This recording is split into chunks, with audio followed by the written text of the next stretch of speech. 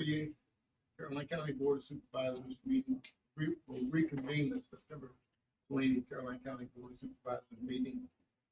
Today is October 12th, and we start in this meeting with a joint meeting with the school board. There is an agenda attached. Present for the Board of Supervisors, Mr. Black from Western Carolina, Mr. Sealy from Bowling Green, Mr. Thomas from Mattapan, Reggie Underwood from Reedy Church, and Mr. Forehand just walked in from Madison District. I will now turn over to Madam Chairman. Good afternoon or good evening, everyone. If I did not get a chance to speak to you, good evening. The Caroline County School Board has Sean Kelly present, Mr. George Spalding present, Calvin Taylor present, Nancy Carson, myself, Dr. Joanna Rollins-Fells, and we are missing Mr. John Copeland on this evening. Thank you, Dr. Rollins-Fells. Yes, sir. Everyone at the table should have an agenda, and we'll follow that agenda. And if there's any questions, we'll probably take those at the end, time permitting.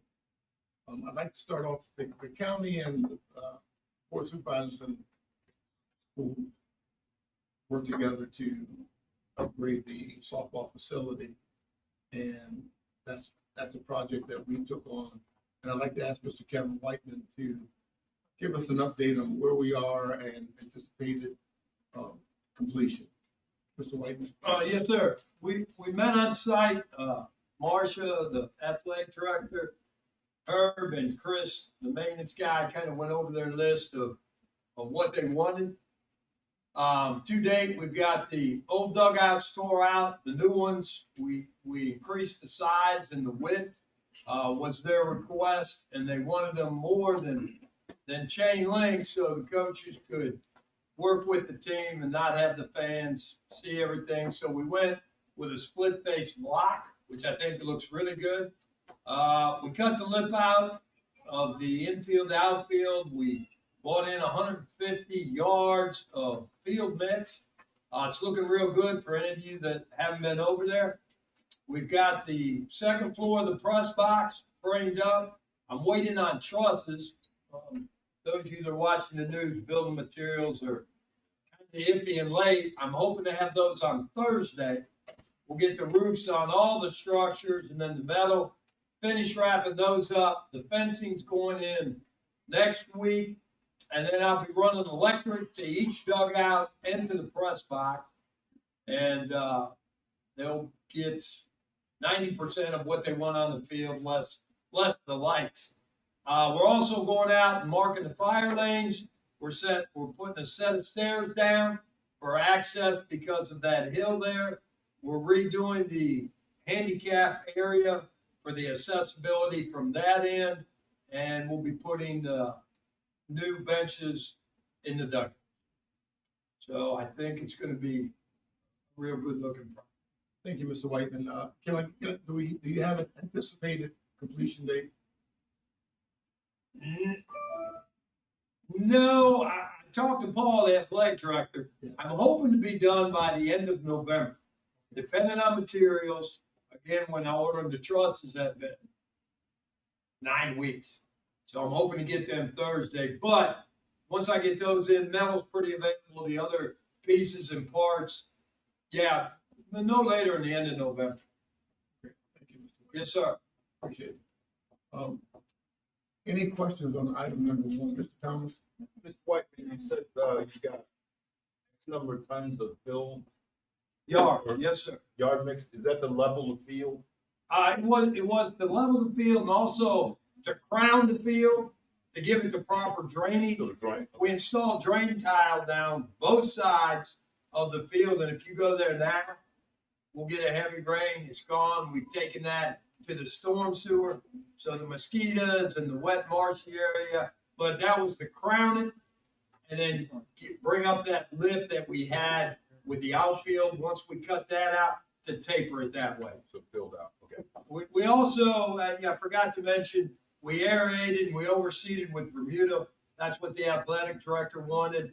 They had planted Bermuda before, and it's looking fantastic. Yeah, Mr. Chairman, the reason I asked about that is you'll recall a couple of years ago when I first brought this up in our joint meeting, one of my constituents' daughter played on the field and got hurt out in the field because it wasn't level. So I wanted to make sure we took care of that. Yeah, we took care of it, So I sir. think they'll be pleased when they go and take a look at it. I looked at it, over the weekend. It's come along fast. Which is a great segue too. I would love to have a joint ribbon cutting associated with the new facility when it's ready. So if you'll just keep us abreast of that deadline, we can identify a time that would work well for both entities to come together, pull in some of our media sources, pull in some of our softball players and coaches, and really kick it off nicely for the spring season. Yeah, I call Marcia at 5 in the morning. I'll let her know. She's up. Called her at 4 in Las Vegas. Thank you, Take a Mr. chance game. Thank you, Mr. Yes, sir. Thank you, Mr. Whiteman. Should be noted for the record that, Ms. Nancy Long, the supervisor from Port Royal, is now present. Agenda item number 2, and with that, I will turn it over to Dr. Rollins Feld, Chairman of Caroline County. Thank you. I'd like to turn your attention for this presentation to your packet. We will be looking at the handout that says agenda item number 2. Looks like this is the spreadsheet. And so at this time, I'm going to give you an update on the FY18-20 reversion project. I am not going to read all this information to you. What I'd like to draw your attention to is that all of the items listed in green are completed. So there's a project at the annex, the high school stadium lights, the practice track at Caroline Middle School, the upgrades to the gym lighting in the annex. If you turn your sheet over. Also completed is the Caroline High School plumbing project, the old floor lifts from Caroline High School, the replacement of the dump truck for the maintenance department, two-way radios for schools, and then the portable radios. So those items are listed in green. Those projects are complete. The remaining projects are listed in yellow. And so with that, we do have technology, and that includes the network switches. That is actually ongoing. We have the stadium bleachers at the high school, the roof repairs in terms of maintenance. And there was a question about that, and so I just wanted to provide some clarity that there are patches. That's happening with the roof repair. The CMS handrails for the bleachers. And on the back, the lunch tables for Madison and Caroline Middle School. As always, we bring our senior leadership team, and so if there are specific questions, in addition to the details that are listed here that you have, we do have our Director of Maintenance and Marcia Stevens available to answer any specific questions. So of the $1.2 million, the FY21 expenses total $466,638.29. And then the FY22 expenses total $145,015.92. If you look on the chart, if there's a question about the dollar figure for each amount, you notice that in the third column. And if there's specific questions about where we are year to date and the progress that has been made, we have entered anecdotal notes along with the actual date. So that leaves the remaining balance of those monies to be $606,852.79.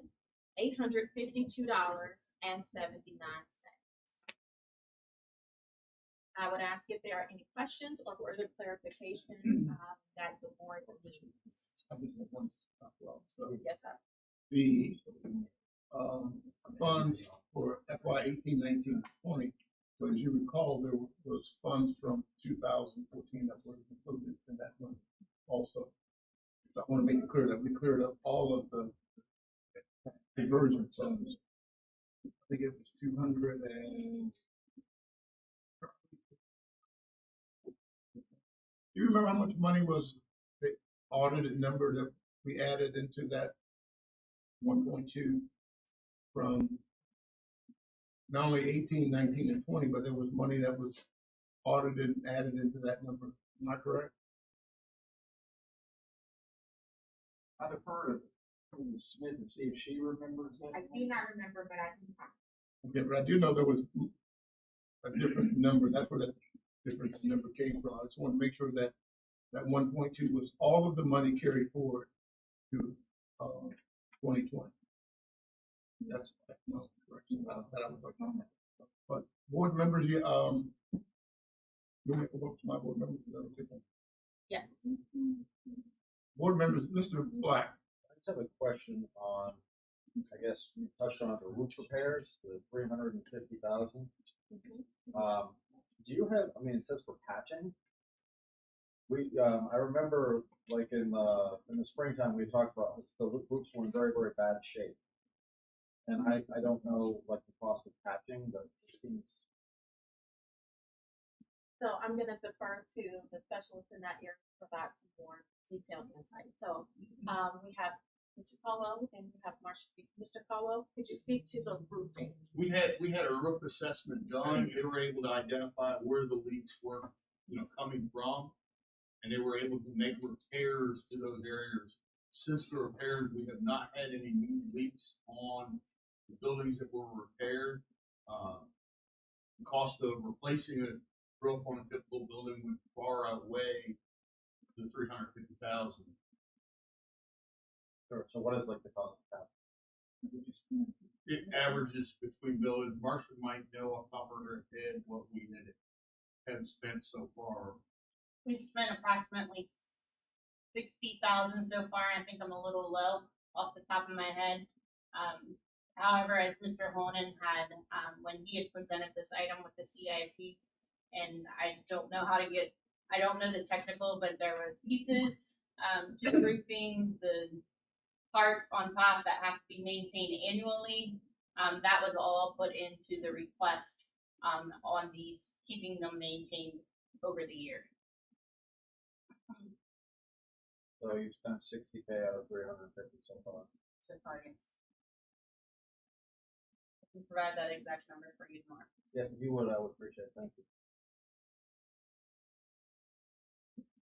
Mr. Underwood, I didn't have that number if you're ready for. Yes, ma'am, I am. From fiscal year 2016 to fiscal year 2020, the amount was $3,003,420. We appropriated $1,218,507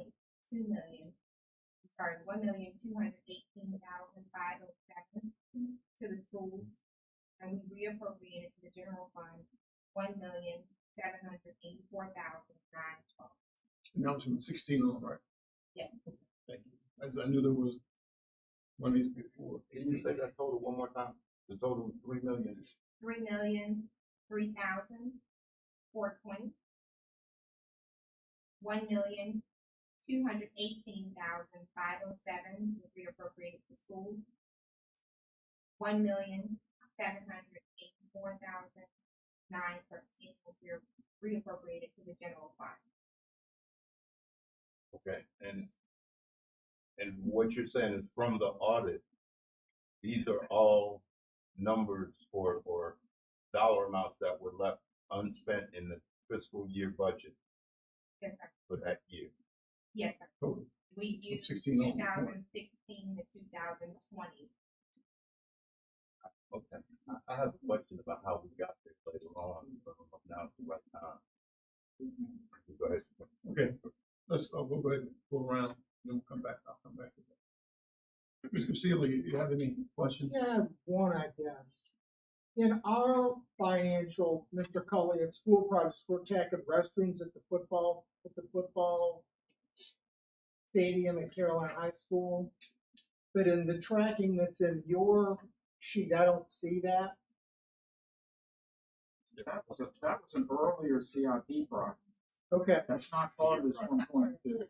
That was the year prior. That's like $90,000. It seems like to me in CIP. it was. That work has been completed. Okay. Different funding sources. This is specific to the reversion project. This is the money we just did this year, February.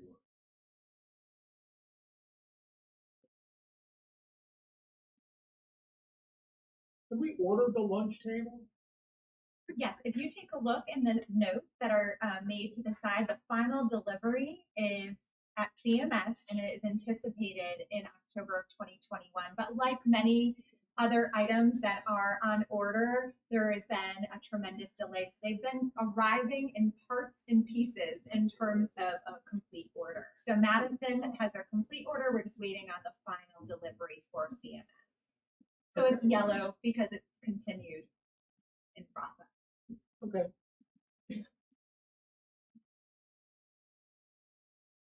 And that is true of many of the projects. If you take a look at the notes, you'll see that there's a vendor contracted, things are underway, possibly related, we're waiting for the football season to end, or just different nuances of that nature. Mrs. Long? Well, I just had a question that's concerned going back to the roof repairs. It says on the February 15th, that with vendors and all that was scheduled. Are we on track with all these repairs? They're all complete now? All of the current repairs are completed, and so we have been very fortunate to work with a vendor whose cost came in far lower than anticipated, because they determined once they did the evaluation of the roofs that the leaks were easily remedied versus doing a larger scale project. So we do have funding in this line item that may need to come back and talk about shifting it to another project if the analysis that the maintenance department does determine that we're in good status, and in terms of an ongoing CIP plan for roofing, we feel like we're in good shape. And we've done something to address that routine maintenance that caused the issues in the first place. We have, and Mrs. Stevens mentioned some of those items that Mr. Conan had identified, and Mr. Caldwell is monitoring those and utilizing some of these funds as well as school-based facility funds to address those. We have to do it twice. Yes, ma'am, we agree. Mr. Forehand? I'm just happy to hear that we're running under budget, and hopefully we can roll some money into another project or two. Mr. Thomas?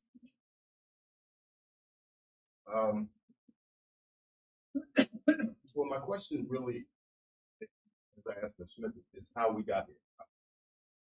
I'm happy we're working on this project, but I know Mrs. Smith in the summertime did an audit of all of the county departments and budget. I found something that was kind of curious to me, and I asked Mrs. Hall to print it out. Maybe I should pass that around so everybody could have it. But it's basically a highlight. That's what now, Calvin. A highlight of just the instruction budget or an instruction line item. I think I spoke to you in the summer when I first discovered it, Dr. Calvin. And I hope we can explain this, but in 2018, there was $803,000 unspent in the instruction budget. And we all know that instruction is where teacher salaries and raises go. So I found that curious. And then in 2019, there was another $800,000 unspent in the instruction budget. And then in 2020, there was 1.3 million unspent in the instruction budget. So that's almost $3 million in the last 3 years unspent in the instruction budget, which is where we always discuss teacher raises and things of that nature. And I made a chart of what those were and basically pulled the spreadsheet directly from the audit. And I was hoping, I don't know if the school board knew that was happening, but we always talk about teacher raises, and here's $3 million in the teacher raise category that went unspent. And ironically, we had close to $3 million in conversion funds. So I was just wondering how that happened, and hope somebody could help me work through that. I'm happy to respond to that with a brief answer, and then we can gather more additional information. We've already discussed this at numerous previous meetings. The idea of You mean the school instruction. board? No, me meaning the collective us, because this isn't the first time you've brought this to the table's attention. And we talked about the fact that in 2020, that there was a large amount of funding available in instruction because that was a COVID year. And so the expenses that are considered standard were not necessarily utilized during the COVID year because we had all of this supplemental funding coming in and there were different types of measures being put in place to address instruction. The same can be said for the 1920 school year.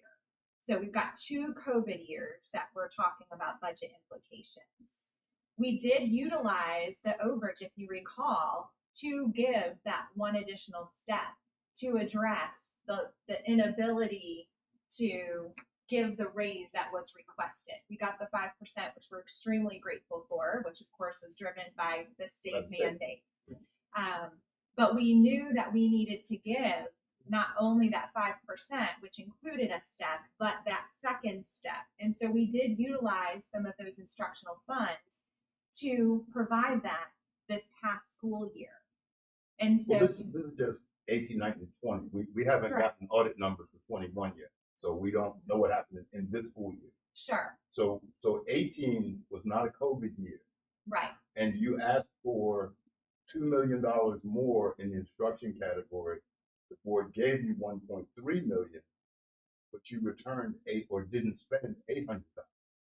And that's almost a $2 million swing. So when we're asking for teacher raises, how is there a $2 million swing in the teacher raise category? I think it's also important to understand that when you're dealing with a $48, $49 million budget, to return approximately, and we did the average and we shared this with you in a previous meeting, that we're returning on an annual average. When you look at, I think I took a 5-year span, eliminating the COVID year because we thought that was an anomaly. And it came up, and I'm pulling from my memory banks, but it appears as Like if 4%. it was about $450,000 to $500,000, which is not 4%. It is dangerously low. It is less than 2%. It might even have been less than 1% of our collective budget. So that demonstrates our fiscal stewardship. I'm not saying anything returning. about your fiscal stewardship. I'm saying that's great. We appreciate the work Right. you're doing. All I'm saying is, how is it possible there's $800,000 repeatedly in that instruction budget? And I know Coach Spalding, I told you when we were here with the budget, I was going to stand on the table and ask for teacher raises. You said it was your money and you were going to do with it, but we put money in for teacher raises and it's not spent. So is that wrong? Or, I mean, that's where the money for teacher raises was supposed to be. And in that particular category, it's not spent. So why didn't we do something there? And I mean, we had a big thing a couple of years ago about insurance costs. That's 18 when the insurance cost was so much. Why wasn't that money spent? I'm going to ask Marcia to address a couple of aspects, and then I also want us to be aware of the time. I know this is for great conversation, but the agenda item that we're actually on is in relation to the reversion monies of Right. FY 18 So- through so FY 20. If I was a lawyer, I would say, you're talking reversion money, and I'm asking how you get that reversion money, so they'd be related. But we're here to provide an update on those projects. And So you don't want to talk about that? No, I'm happy to have conversation, but we also have other agenda items that we've agreed to that we need to have time to address as well. So if that's a further conversation, I just would respectfully request that we come back to that either at the end of the meeting when there's time, or that we put that on for the next meeting for further I'll defer to discussion. the chair as how he wants to handle it. I have a couple items that I can mention. In FY 18, we had about a $35,000 carryover that year. So when we're looking at these limited numbers of budget versus actual expenses, that will also come into play because if you don't get your revenues, you can't expend your budget. And then the other thing, when we previously discussed this over a conference call with you, Mr. Thomas, I had mentioned that these numbers are also looking at adopted budgets versus budget amendments that take place throughout the year. So that also plays some differences in the numbers But these are, in orchestrating the full picture. if I could explain, these are directly numbers that came from your budget request. And this is a great job, because we did it for all departments. That Mrs. Smith, when she first got here, said, let me look at the budget. This is what you requested. This is what the board approved. And then this is what's unspent. made the chart myself, but the numbers in the category are pulled directly from that audit. So, There's also a revised budget number. but if you come and ask for $2 million more and then you don't spend 800,000, I think, I mean, were you aware of that? So if I can interject, and I want to talk about a process and a governance piece. When we had our last joint board meeting, there was great discussion about reversion funds. And maybe it was the one prior, the one when you were on the board. And we were talking about coming to a consensus, verifying the books, having the opportunity for our finance departments to reconcile numbers and come and work in true facts and then understand how we got to that place, which then put us in a position to make a request and itemize how we were going to spend those reversion funds.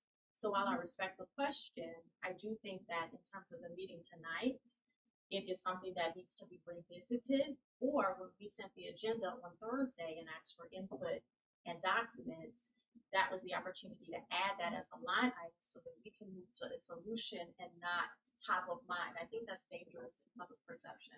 I'm sorry. I think that we should revisit if there's not clarity on how we got there. But for the purpose of this meeting in this moment, this money was approved, that dollar figure was approved, and here are the items that we said we were going to do with those funds, and here's the update. Hard stop. First. I don't want to interrupt, so I do appreciate that. And I understand that. I am perfectly happy with all of the reversion thing. I believe that this was part of the reversion discussion because I wanted to make sure everybody was aware of how we got to these reversion funds. So again, I'm not a lawyer like Perry Mason. I would say that post reversion, I don't know if the school board was aware that this particular amount of money was left in instruction over year after year after year and how we got the reversion. I'm happy with the reversion funds. I want to make sure you're aware of what we were made aware of. And I talked to Dr. Calveric and Mr. Stevens in the summer about it. We haven't had a chance to meet since then. So, Mr. Thomas, let me say that. you can go right ahead. In the January, February board meeting, joint meeting, and I believe I spoke with Dr. Wallenfeld and Dr. Calveric, and at that time, we were talking about the reversion money. And I said that I would go back and ask the board in good faith, but it was 3 million, roughly 3 million, not 2.9 something, left over close to 3 million. And that was when I went to the board and asked you to appropriate money to give them to start these projects. And that's where we started. I asked Mr. Cully to go back and look at. That's why I want to make sure that all of the reversion funds, that's why I was standing at this board back then and we got kind of sidetracked and some things hit me that I wasn't prepared for, but I'm prepared now because the total reversion number was 3 million. That came all the way back from 2014. I wanted that to be clear. It's not just 16. That total number was carried over from 2014. There was money continued carried over that wasn't spent, given to the schools. Then I said, okay, this is the number. It was 2-point-something million dollars. 1 million something came from the COVID fund. And so there was money left. I just wanted to make sure when schools asked for the money, hey, it's good faith. Let's start off with 1.218, 1.2 million, 2.2 million, basically. And we talked about projects that needed to be done. And that's how we got to that number. But since then, we've looked at where did that money come from? Where was it not spent? I think that's what Mr. Thomas is talking about. Where did the money come from? I'm not concerned right now, but I just wanted to make sure that there's money. We don't want you to leave money on the table and then come back and say there's not money there. I think what Mr. Thomas is not speaking for you, but, Well, I'll be happy to speak for myself, because you know I do. right, But my point is, we're gonna be close to a budget cycle again. We're gonna get an audit soon. Hopefully, there will not be $800,000 or $1 million left in the instruction category for 21. And how do we, I don't think so. not quite a hard stop yet. How do we make sure when you come back next, well, December, and say, we want $2 million for teachers, how do I give you that $2 million for teachers when I can document you didn't spend $3 million for teachers? That's all I'm saying. I want you to spend that money. I don't want you to bring that money back. I want to make sure you know that that money wasn't spent, but you might not know, or you might know.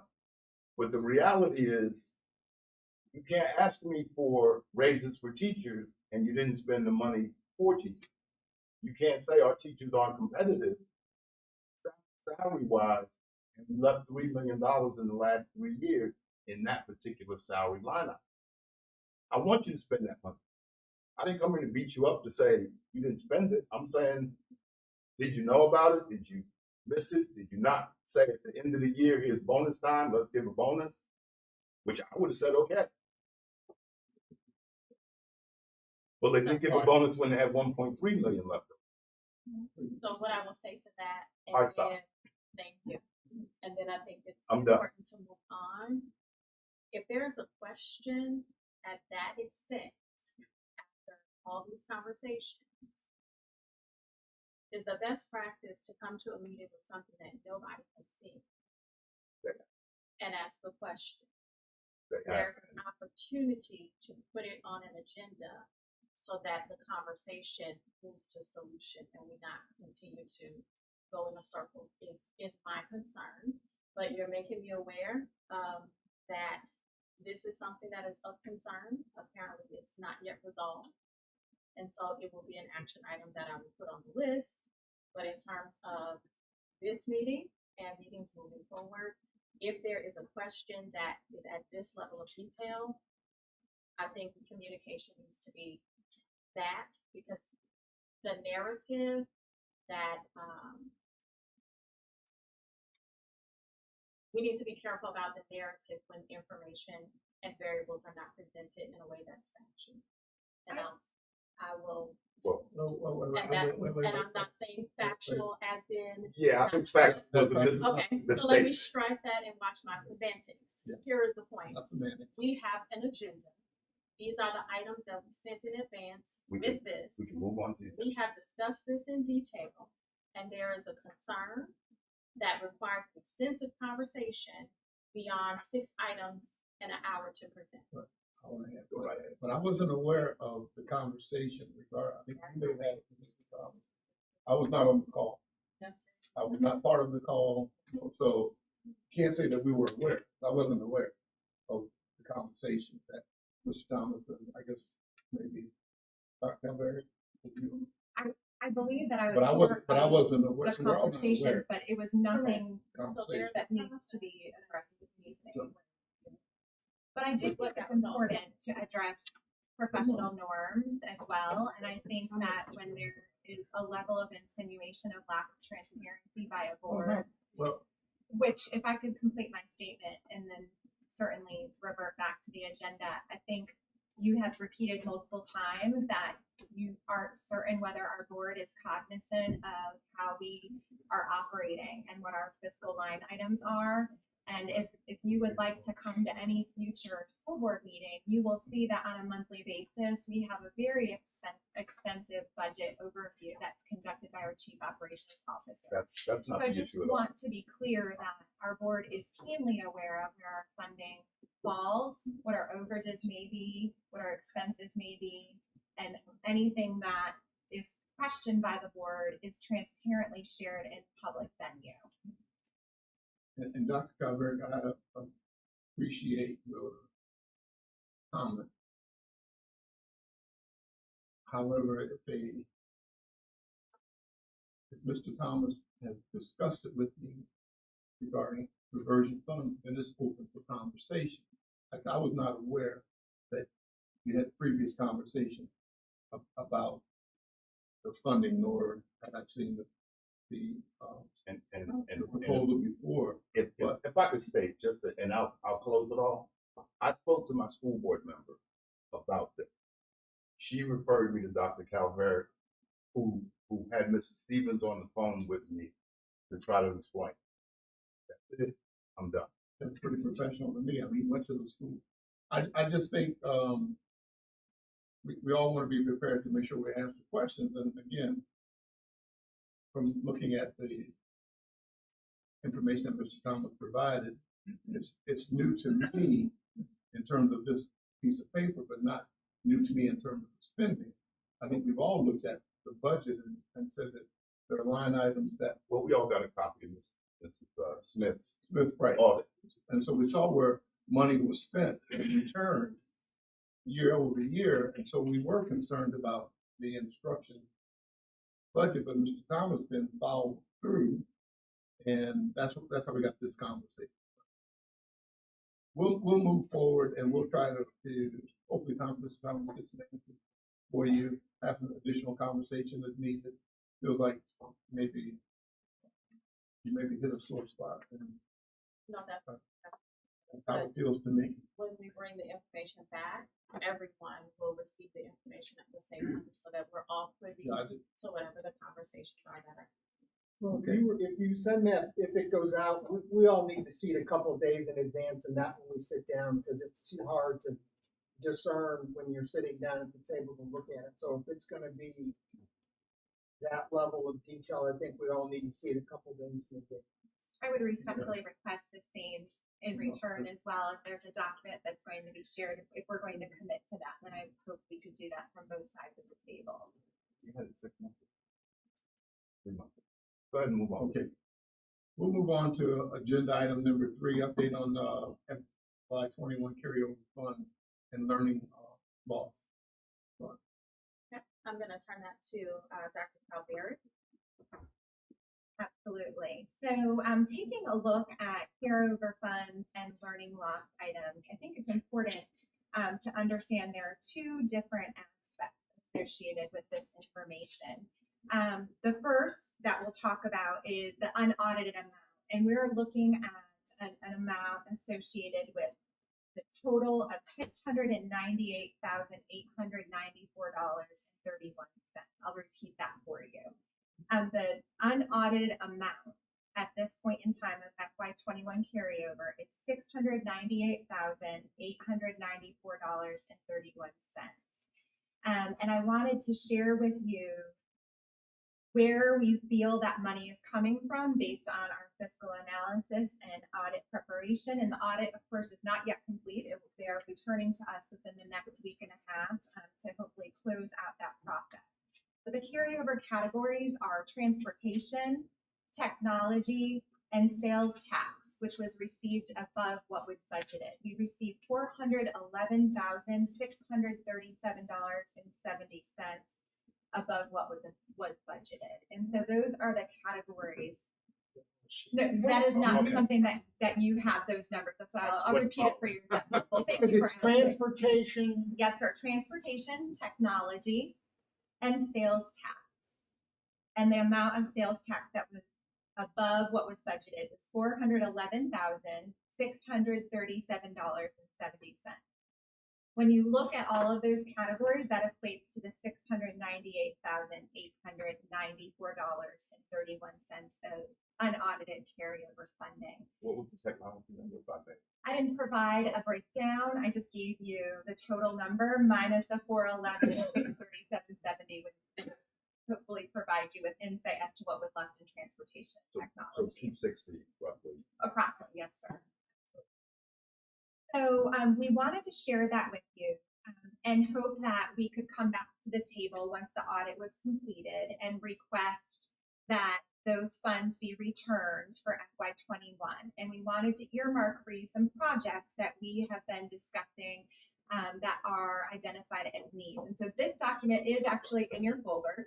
So if you take a look at that, it's labeled Agenda Item 3A, Project Projected Carryover, and that amount is there, the $698,894.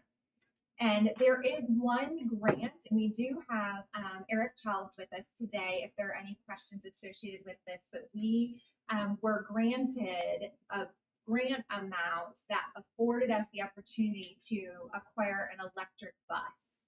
And so there is a local match requirement for that electric bus of $109,483. And so we would like to use the carryover monies to match that grant in order to acquire the first electric bus that How much is Caroline the has. I will I mean, defer because to. we're spending Mr. $109,000 for a regular bus right now. Sure. Eric, could you address that, Mr. Childs, please? The electric bus that's equivalent to what we're getting right now is $330,000. And could you address some of the benefits of the electric bus just to demonstrate the investment in terms of the electric bus? Yeah, the electric bus will allow us to do quote unquote our part with the environment. Zero emissions.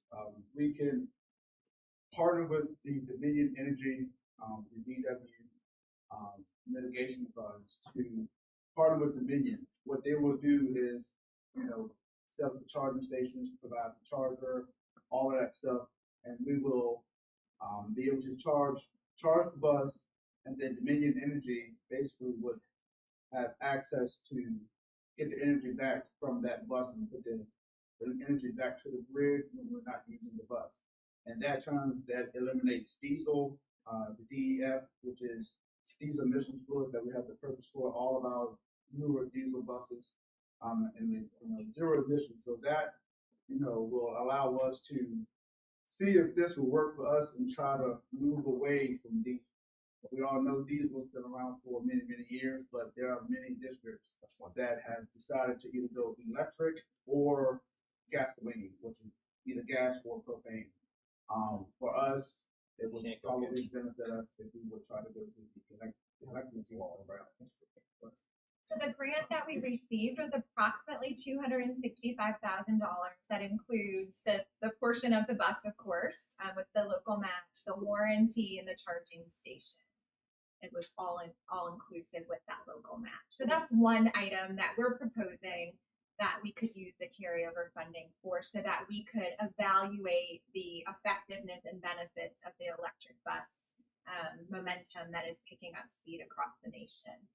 Other high priority projects are the former Ladysmith Elementary restroom renovation, and we have had vendors come out and price the work associated with the restroom. And if you have questions with that, Mr. Caldwell is able to Can we respond. stop there a second? Sure. Because I thought your Lotus grant was picking up those renovations. Not the restroom, no, sir. We also have earmarked, we heard feedback associated with the high school restrooms from some of our Board of Supervisor members. And so we did have the vendor also visit the high school and provide us with pricing associated with the restroom beside the Blanton gym, which is the red gym, the older gym, and also beside the cafeteria. So we could begin that bathroom renovation process. And then finally, we do have the HVAC for the CTE wing. All of these total combined, including the electric bus, $1,046,000, which is more than what the reversion funds are. So we know that we're not pie in the sky. We know we can't accomplish all of these. These were just some of the projects that we know are needed. And so when we come back after the audit to request the 698 coming back to the division, that we hopefully could gain access to those monies and earmark these projects for future. Are there any questions? Yes, Mr. Black. Go ahead, this is what. I've got a couple questions, I guess. On the bus, what is the range of that bus? The range it differs depending on the route. So, from my understanding, it's about 200 to 300 miles to charge. But again, that all completely depends on the route. Some districts get a little bit less, some get a little bit more, but it just depends on the route. And then my second question on the your restrooms, I like seeing that. However, how many more restrooms are there to do in the high school? Because you're marking 2 restrooms, but this is one of these restrooms I talked about. There's another one that's upstairs that I know. And I mean, there's several, I think there's several more that Each corner.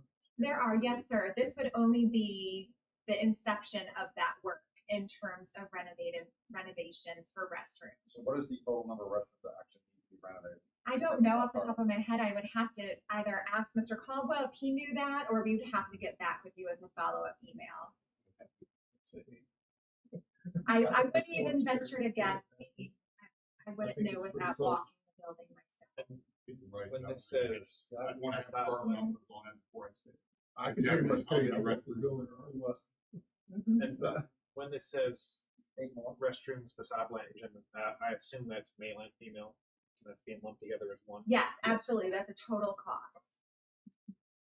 And of course, this is just for awareness. We, by all means, if we, after the audit, come back to a meeting, we're happy to provide a presentation of each of these projects with far greater detail. We just wanted to let you know that we're forward thinking. We believe this unaudited number is accurate. And here are some of the things that we've talked about that we know are ongoing needs. And if we can capitalize on the reverse money, this is where we would like to provide you with ongoing updates. Could I ask you a question? When you come back with the bus number, more detail, can you tell us what the diesel cost is for that one bus? Will we be able to say diesel cost X number and electric cost X number? So we can easily justify? They're approximately 110,000, right? The diesel buses are almost just under 100. No, the amount of diesel you use per year. Cost per. Oh, yeah. Right. Cost for total diesel usage. Per bus. Per bus. You're gonna drive one electric bus. We can do that. What would the diesel bus cost in comparison when we pay it back? Yeah. We can do that. No, we're not.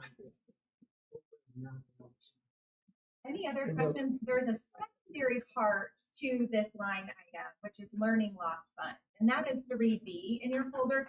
This is pretty cut and dry in relation to the funding. So the General Assembly passed this regulation that allowed schools to utilize the learning loss funds and have it carry over to the following year.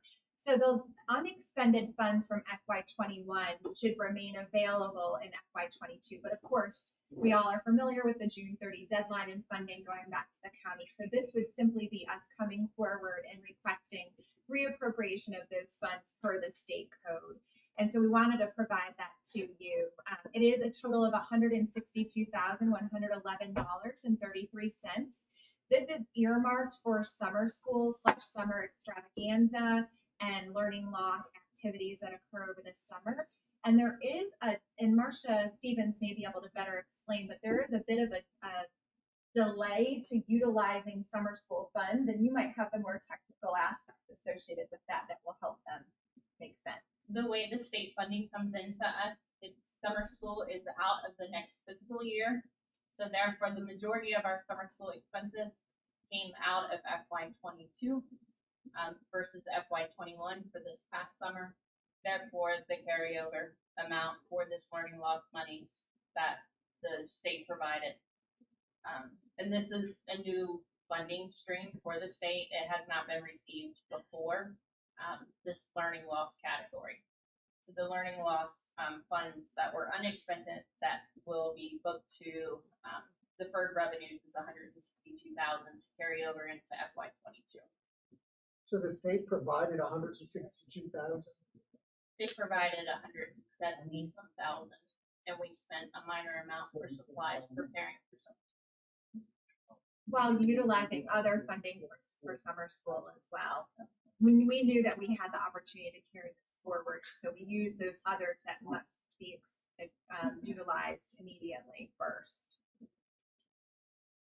Any questions on item 3? That's just, again, that's just our introduction to that topic. Thank you. Thank you. Let's go on to agenda item number 4, review the CDLC operation expenses.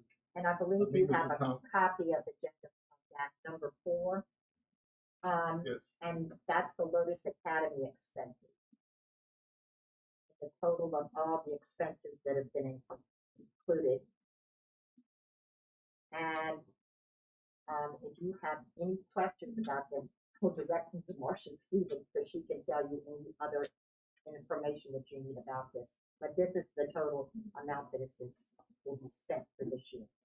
This was actually FY 21 expenditures. When we came before with the grant award for Lotus Academy, it was Mr. Thomas to provide the expenses for the CDLC or Lotus Academy for the prior year. These are the operational and instructional expenses for that facility. 324,000 were spent last year. In the grant for next year's how much? It is just over $500,000. To cover all of it. No, sir. This There were is in addition. tremendous parameters on how those funds could be requested and utilized.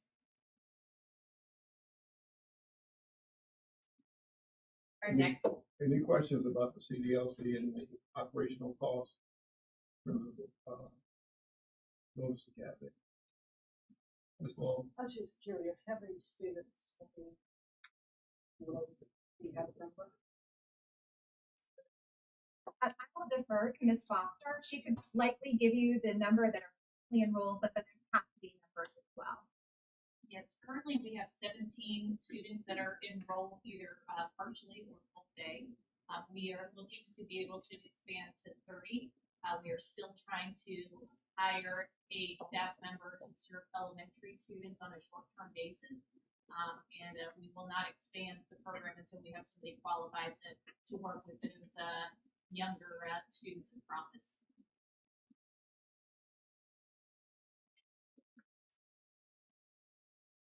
so the service is elementary, middle, and high.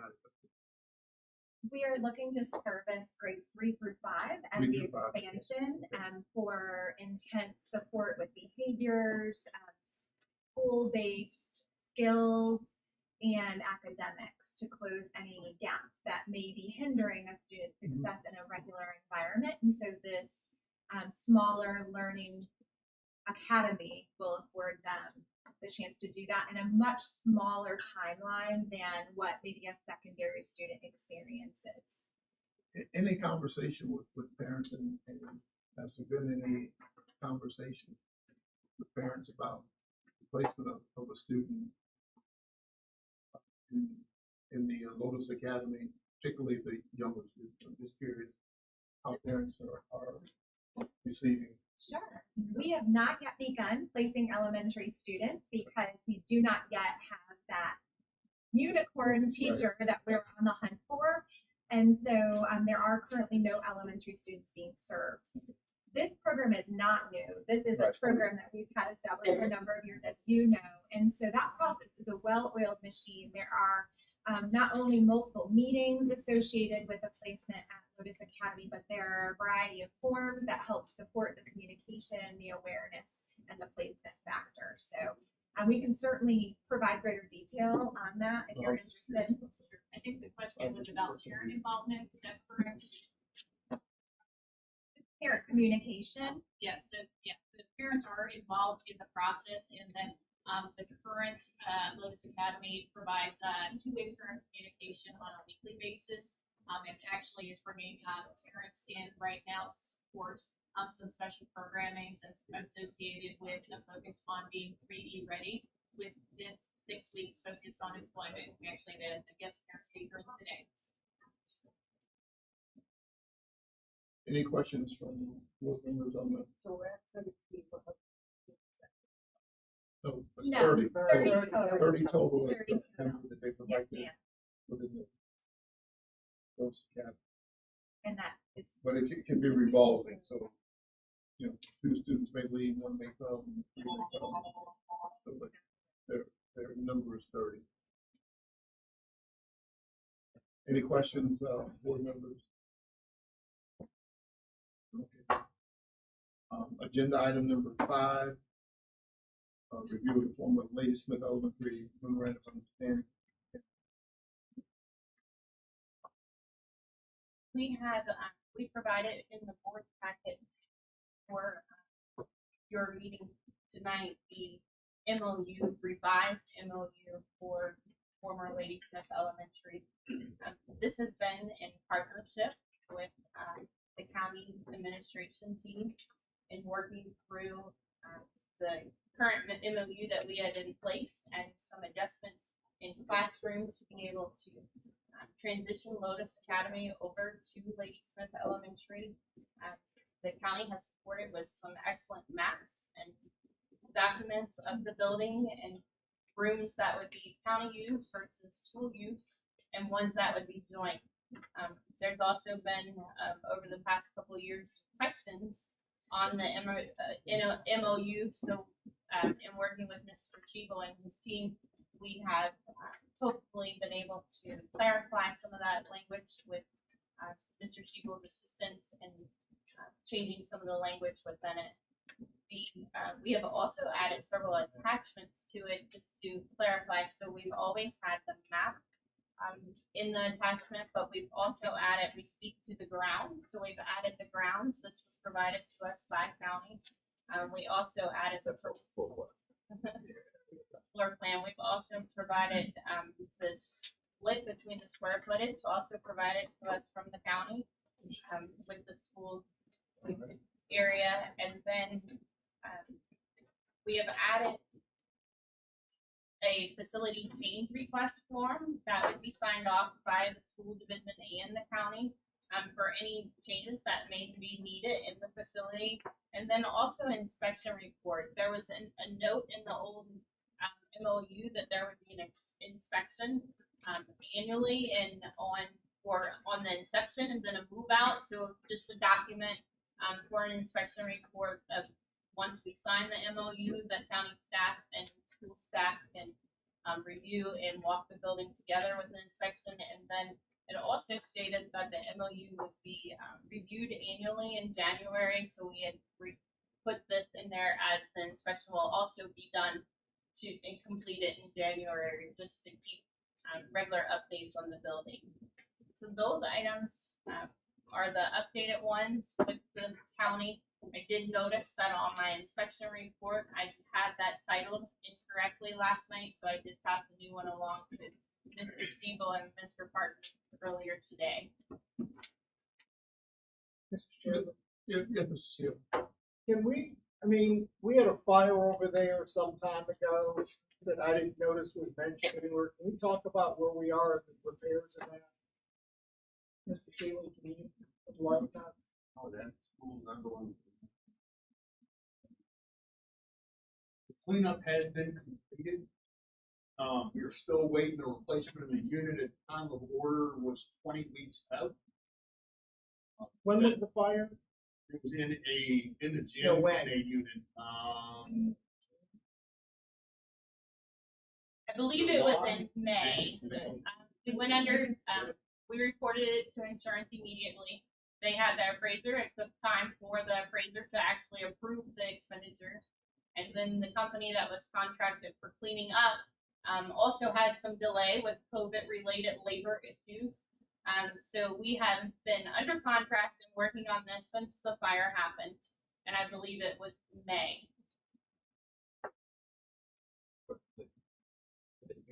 You can,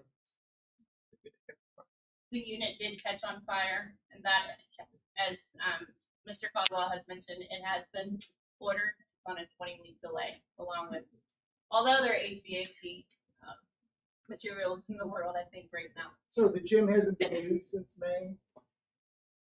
It has not been operationalized at this point. The cleanup has been completed, but the installation of the unit is delayed for the parts. There were 4 units in that. Yes. There's one. There's only one that worked. The one caught on fire, the others are working. The other units in the gymnasium are functioning. They have one more unit in the gym that we're currently waiting on parts on. The other ones are working. With some fan motor on one and burned up. By wear and tear. So the gym's been unusable? I don't know what Until the the cleanup status is has done, been yes, deemed. it's done now.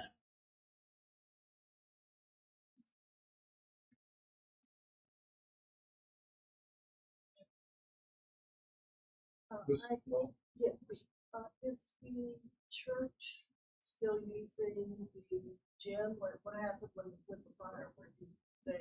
Are they still there? We temporarily moved the church, and they would be returning back, most likely once Because I we didn't open see up. I didn't see a category for use as far as, like you've got the county and the school. I didn't see that, but that's their business, your business. So I just wanted to make sure that everybody's treated the same and they're in an agreement with you. Could you please tell me how you define routine maintenance, since that is something that you expect from us? I think Mr. Shebel and Mr. Caldwell would be best equipped to find the collective understanding associated with routine maintenance, which is noted under 3A on page 2. Under the maintenance, it's divided. You'll see there's on your one of the pictures that depicts what's shared space, what's county space, and what's school space. The shared space is broken down. You'll see that the area that would be shared is basically the hallways and the gymnasium. The hallway, as you enter the main building to the left, is 100% the school shared space from the sheriff's office substation down to the bathrooms, and the bathrooms would be what we consider shared space along with the gymnasium. That wasn't really my question. What activities? Is it just What is it's routine mopping, vacuuming, putting toilet paper in? Is that what you consider maintenance? But if an air conditioner goes to the part that we're using, or if mold is found somewhere, that's going to go to the property owner's responsibility, correct? Just like it would by landlord. Mr. Colley, I think we had conversation regarding this while we were sitting at the table and talked about the language associated with routine maintenance. And I think we came to consensus associated with large, long-term maintenance scenarios are owned by the property owner. So, for example, the HVAC renovations, things of that nature. Even though you are a renter in that space, that is our responsibility as the school board. But the daily maintenance, we talked about the units being just monitored and looking at changing out filters. That's routine maintenance. And so that was something that we had discussed in relation to. You don't have your filters on a regular We do. rotation with your. We do, yes, ma'am. We would just be, if we saw a problem, reporting. Yeah, the reporting is handled between Mr. Shebel and Mr. Caldwell and our custodial services. Well, that's good. I wanted to hear that. I would like it in writing. I would like some type of a definition in here that if there is a major issue, if we have an air conditioner and catch on fire, I don't want to be responsible for that fire because that's your part of your structure. Is that fair? See what I'm saying? What I think I'm hearing you say is you'd like the word routine maintenance better defined. Yes. Okay. Responsibilities. That's something that the county and the schools could certainly look at to better clarify that section. Mr. Shebel and Mr. Caldwell, could you define that in writing and send that to Mr. Colley and myself for review? Mr. Colley, are you comfortable with that?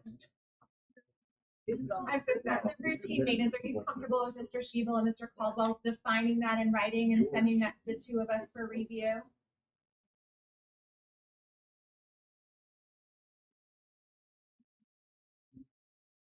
Mr. Black.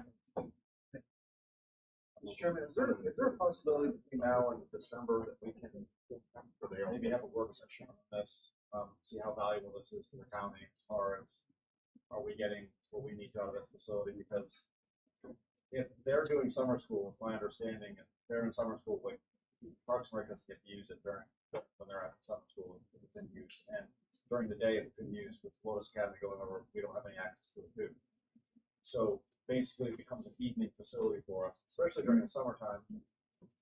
I mean, I think for our Parks and Rec program, we might want to discuss and see, hey, what are some other options that are available before we sign on those? Mr. Black, I think it's, maybe we need to look at, and I agree, see what's inside, what we're doing inside of the facility.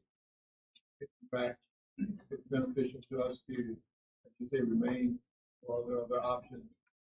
And what are our costs? Is it cost effective for us to continue? So certainly, I think we need to look at it first and then have some conversation. Yep. So we'd have to come back to it. So, Mr. Sheba, if you could, would you identify, I know you had the proposed space for the county use and for school use. For the county, can you identify what's in each classroom for us? Not now, but get it to us ASAP. So there's a map in there also. I've seen the map, but Identified on the map. I think my glasses aren't working. Again, that's floor plan. Yeah. floor plan. Yes. I know not for school, just for. The activity schedule for each of the Yeah, I locations. see the assigned to seniors, the county. the sheriff's office. There have not been any scheduled activities in the past year and a half due to COVID, so there's nothing defined. But yeah, how about non-COVID? We've got one employee that's in there right now, using the office space temporarily. Well, they have a card on. Okay, thank you. I would suggest that Park and Recs be part of Mr. Shebel's conversation. Sure, I do think to maybe offer some additional insight to Mr. Black's comment, if this is of assistance at all, there are no plans to utilize that facility for summer school. So that is not something that would prevent you from utilizing that facility for Parks and Rec throughout the summer, if that's important for you to be aware of. Secondarily, I do believe, and please correct me if I'm inaccurate, Mr. Shebel, but I believe that we have discussed usage during the school day and that we installed safety doors so that you can still access your wing from the end entrance for example, your senior citizen session was the discussion that we had, but I'm not certain that remains accurate. So there were double doors were installed, separating the space between the county rented space and the school space. However, we have no restrooms available to us to meet the public demand, so we cannot use our space at all during school hours. So we're exempt from being able to use that for anything except for a staff member that can use one bathroom that happens to be in the other end. So it does not meet the public standard and meet the code. So we can't use the facility during the day at all. Okay, thank you for letting us know that. So the restrooms in the classroom were not sufficient. They were not. Okay, I'm sorry to hear that. And then school ends at Lotus Academy at 3 o'clock. And so I would say access to the building then in that circumstance would be about 3:30. The kids would be cleared out and you would have access to those restrooms without overlapping with students. So if that helps you in your conversation. Any other questions regarding basement elementary school? Last item on the agenda is the Board of Supervisors County Administrator representative to the Caroline County Public School CIP Committee. And I thought we already had someone on that committee. Is that correct, Mr. Shebel, is that? Yeah, I responded on September 22nd. I'll be glad to serve on that committee. Ms. Hollis. Unless you don't want. Oh, no, absolutely. We can put it together. We wanted to make sure. No, Joey's been excellent and has served in the past as well. So good to know you're back. And then the second opportunity is budget advisory. We would love and welcome, whether it's a county official or whether it's a supervisor, we do a series of 3 to 4 budget meetings where we look at our budget requests. We categorize them based on need. We're happy to have someone be part of that process so that you have some of that contextual understanding of decision making to better understand what we're bringing forward to you for requests. I think you've been voluntold over there, Mr. Thomas. People are pointing at you. But you don't need to answer tonight, but we are welcoming and inviting. Okay. We don't need to respond tonight? You don't know, sir, but we would love for you to get back with Mrs. Stevens. She is the chief of that process, and so she would welcome someone from either state. And then The first meeting is on there for November 5th. and we're a tight and right 90 minutes. and me. And then for strategic planning, this is our 5th and final year of Pathways 2022. It's hard to believe that we have gone through a full strategic planning cycle. We are simultaneously building our strategic plan for 2022 to 2027. And that takes voice from all stakeholders. And so we would love for a board of supervisor to join us in that process. Dr. Monroe is spearheading that along with a vendor that we have contracted to come in. We want this to be the people's plan. We're going to be doing focus groups and surveys and a steering committee and subgroups. And so if anyone is interested in being involved in that, it is a bit of a time commitment, maybe 2 Saturdays or 3 or 4 evening meetings, one or the other. We're in the process of ironing out all of the logistics. So we just wanted to plant the seed. If someone's a strategic planning guru and would like to be involved, we'd love to have you. We can keep you abreast of dates. But that is it. From administration. Any questions from board supervisors? Just start with anybody. No, I spoke to Ms. Stevens again. We're looking for the audit results for the budget. Yes, sent out the preliminary results already. You said you spoke to Ms. Stevens. I spoke to our Mrs. Stevens. Ms. Smith. Ms. Smith, I'm sorry. I spoke to Ms. Smith. I'm sorry. You know, you financial guys all look alike. But I spoke to Mrs. Smith about the audit because I'd asked Mr. Cully when we were going to get final numbers. So did you, since you have unaudited numbers, did you send those to Mrs. Smith? I did not send those to Mrs. Smith. Our financials are on the county financial system by category. Okay. So we will be working with the auditors when they come on site to us. We are still making entries. We have audit work papers that we will be completing, but they will be on site next week. Okay, so we should have our audit results soon. Okay, thank you. Madam Chair. So to close out, I have the following action items that we will follow up on the joint ribbon cutting of the new softball field. There's a question about verifying the number of restrooms that was asked by Mr. Black. Again, all information will go to everyone. There's a question about the diesel cost per bus in terms of spending as it relates to the electronic bus and the grant that we received for that. There's the request to revisit the MOU and clarify the language with the definition of routine maintenance. And I've made a notation that the Board of Supervisors that you all will be meeting internally to discuss the feasibility and your future use of the building. And so I have those as action items. Did I miss any? Yes, sir. Can you add this diesel, it's not really cost, but gallons used, the cost is relevant. Yeah. And then the additives, he was mentioning that they have additives that go in, I think needs to go as part of the cost. Really, I just want to know how much it costs to run one bus per year. Per year. Because then I could say it costs X amount in 3 years. On an average.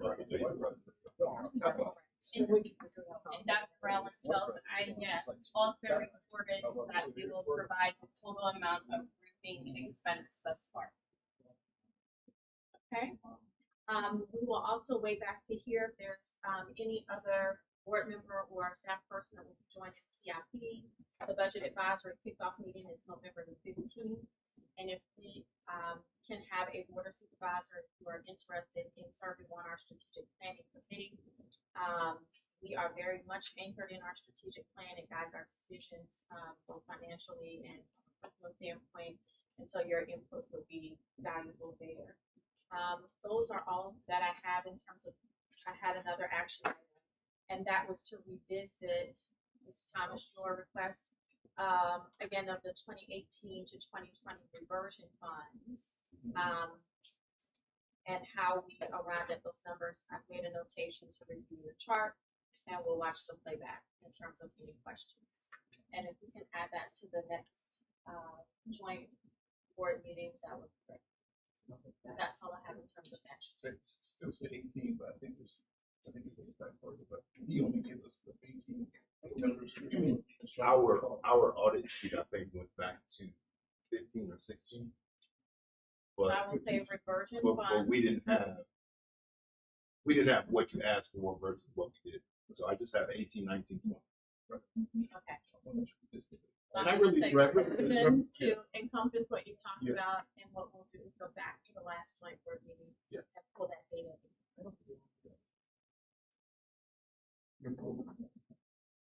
Do any of, the school board members have any comments? Questions on the item? Thank you, Madam Chair. Thank you. Any board members have any closing comments? Thank you. Motion to adjourn. So move, Mr. Chairman. Second. All in favor, say aye. Aye. You are adjourned.